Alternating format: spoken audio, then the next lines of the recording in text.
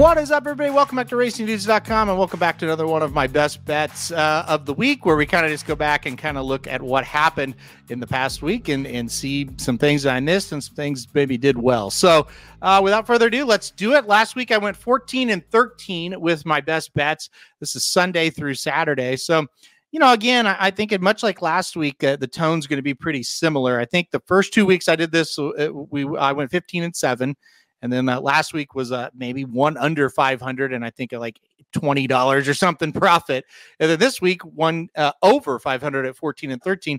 The good news is the flat profit was $285 last week, and you'll kind of see why when we go through there. There were some that really kind of saved me. So let's start with probably the luckiest bet I've ever cashed in my life. We'll start on Sunday. Sunday was a great start to the week, and I parlayed. I got it highlighted there. I parlayed the Colorado Avalanche and the Dallas Stars in a money line parlay at plus 103. It does come in. It was a miracle that the Colorado Avalanche won the game. They got way behind, came back to win. So $103 to start there. By the way, all these are based off $100 wagers. So like, when you see these calculations, that's what it's based on. If we bet $100 on those games. So this next one, a $50 exacta, 3 over 410. So again, you're betting $100. So the base is $50 for the exacta, but you're betting $100. So this was overcharged running in the 10th race here at Fairgrounds. This is my best bet on the day by far. Incredibly overcharged, got a 113 buyer speed figure. Crazy. This is a Louisiana bred sprinting on the turf.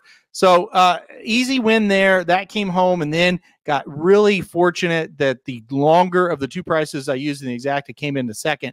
And you can see here, $225 profit there. So again, doing very good. Then a win wager on another Louisiana bred, Free Like a Girl, in the 15th race, the final race of the meet there at Fairgrounds. So feeling very good. You know, why I win a win wager here versus an exacta here, I knew overcharge was going to be 1-5, 1-9. Anytime I look at a race, like, look, I know I'm not going to mess with the win wagers because it's just, you can't bet 1-5s and 1-9s to win. You really, in my opinion, about 3-5 is that line probably where you need to go somewhere different. If you think a horse is going to be below 3-5, there are some cases if you just love a horse and think it's free money, if they're 1-2, maybe do it. But again, I like to cut it off right there most times. I can't always say definite in racing, but most times that's kind of what I like to do. But anyway, in this situation, I'm going to go overcharge. And if I like the second favorite, I'm just going to play it straight in an exacta. But if I like a couple of prices, I'm not afraid to use that heavy favorite and then put two horses underneath. Again, if it's not the second choice in a race, I'll do that. And so that's what I did there. And then Free Like a Girl, I just put the win on. I really just thought this horse would be about 4-5. Ended up going off at 3-5, but again, that's all right as well. So a good start to the week. We'll go on now, and we'll go on to Monday. And this is kind of where things, you know, I guess start to go downhill a little bit. Tried Miss Shady at Mahoning Valley. I thought this horse was loose on the lead, and really the horse was loose on the lead and just totally quit. So that was the bad news there. Will Rogers Downs, race number 6, number 4, Rom. Just another kind of a similar situation as Mahoning Valley. Both these horses went off at okay enough prices considering the track they were at and how good they looked on paper. So Rom pays $90, so we're down $10 for the day. And it's up to the St. Louis Blues, and they really played a great game against Vegas. I really thought they would come out and do it, and they did. In hockey, you know, it's just one of those situations. Sometimes you can play a really good hockey game and lose, and really you kind of deserve to win. So that kind of got us, you know, into the negative on Monday. Tuesday, more bad news, and a bunch of bad news, actually. Mahoning Valley, race 7, number 4, Wind Me Up. This really turned into an exacta. So what I'll do here, if a horse falls below this line, then you just go to the exacta, right? So if Wind Me Up, baby, was 4-5, it's a win bet. But if she's 1-5, then it falls to that exacta. So that's kind of how you can look to play these. I always say, hey, just in case, if this thing gets lower than what I'm expecting it to, you can play this exacta. And I even list a double or a trifecta or a double as well. I usually list the exacta as the bet if that horse falls below the price. And so I do that on ones where I'm just not quite sure because if the horse is even money, I want to bet that horse to win. But if the horse is 1-2, then the exact is where I need to go. So on the ones I'm iffy on, I list those out like that.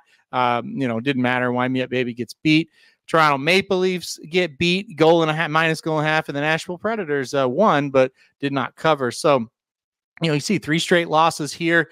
I felt extremely good about both those hockey games at that price and lost them both. And again, feeling good, and then anything can happen once the game starts. And that's kind of the thing we've always kind of talked about on these shows.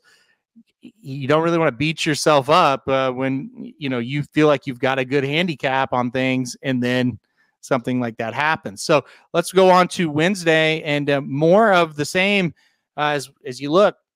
Here I am, missed 5 in a row that are best bets, and that's just what can happen.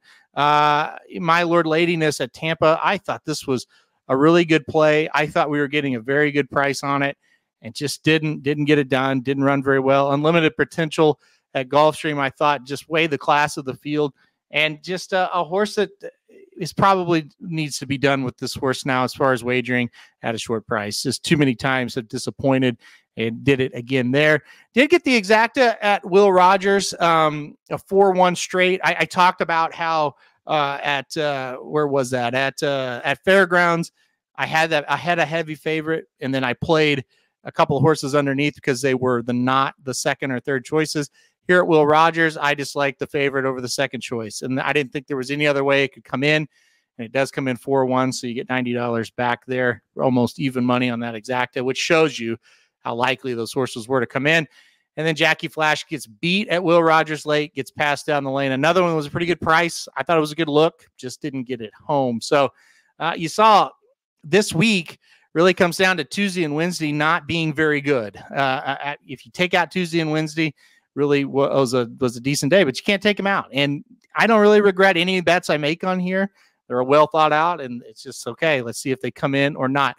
Fast forward to Thursday, was opening day of Major League Baseball. I loved the Orioles minus 1.5 at plus 115. They're playing the Angels, a team I don't think is going to have that great of a season. So that was an easy win there. Nightbridge, totally missed the price. I really thought this horse would be a better price, listed it as a win. So we'll take the $10 and just shake our head. Like, why did I not play an exacta there? That's totally on me.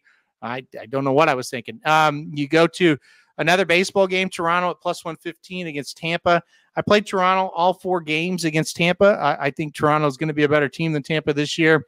Went 2-2, so made a tiny bit of money there. I thought the Jays would take 3 or 4, and they did not. But this one for the best bets here on Thursday did come in, as the Blue Jays did beat them on Thursday. Under goal and a half first period. That's a play I like to make a lot. St. Louis and Calgary. We were about 3 minutes away from that coming in, and they gave the Blues gave up a goal there, so missed that one, but did get Winnipeg and the Golden Knights. That's 2 teams that are just been money with those unders in the first period. So, again, this was a pretty good day, kind of a bounce back day. We'll go to Friday.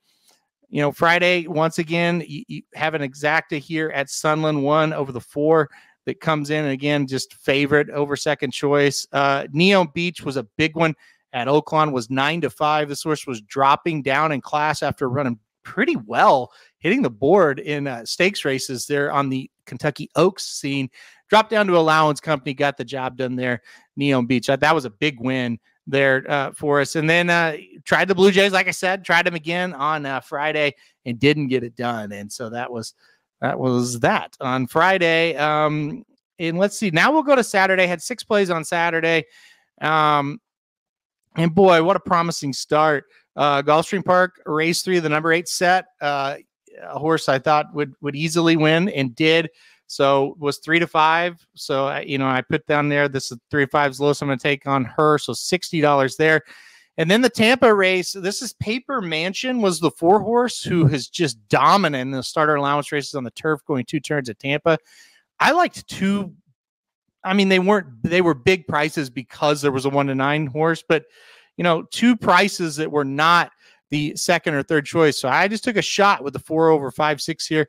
It comes in, and this is a $250 payout, a profit, I should say. So feeling good. And then, Tawny Port, gets a really weird ride. I think that was the best horse in the race.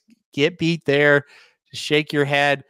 Ozara, I really thought Ozara would run much better this time and just didn't. She's just not good enough, is how I'll describe that, and just kind of leave it at that. So she gets beat as well. So now, it's like, man, we kind of lost that momentum. The Orioles -1.5 at +115 went to that well once again and got the job done there. Easy win for them.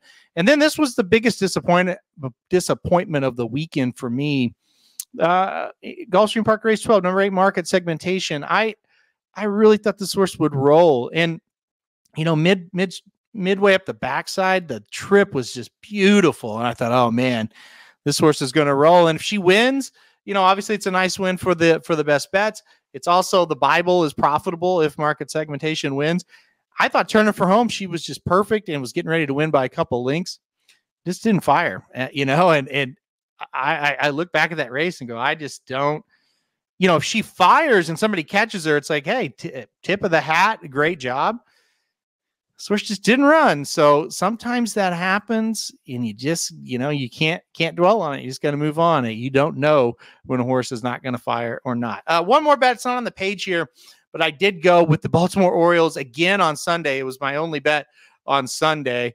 I went with them again at -1.5 +140. They did lose that game, though. So that got me off to an 0-1 start to kick off this week. But did have an early game here on Monday as I record this. The Chicago Cubs -1.5 at +105 did come in. So for this week already, I am 1-1 and up $5. So a lot more games going on, though. We got baseball. That'll be on the best bets like crazy. Racing is very slow Mondays and Tuesdays, hoping to get, back to 3 or 4 plays a day in racing coming up this week, especially with Keeneland opening back up. So it's going to be fun to kind of get involved with that. All right. So that'll kind of do it for my recap. Like I said, right around that 500 line, but the good news is, made money again. Did not take a loss for the week profit wise. So, just kind of slow and steady, kind of waiting for that next burst where I'm going to go back to maybe a 15-7 type week or even better and get that number back up. All right, guys, that'll do it for this week's best bets. Thanks everybody for watching. Hit that like button if you like it. Hit subscribe if you really like it. Want to get alerted anytime we do videos like this. And most importantly, tune back in next week for more best bets recap.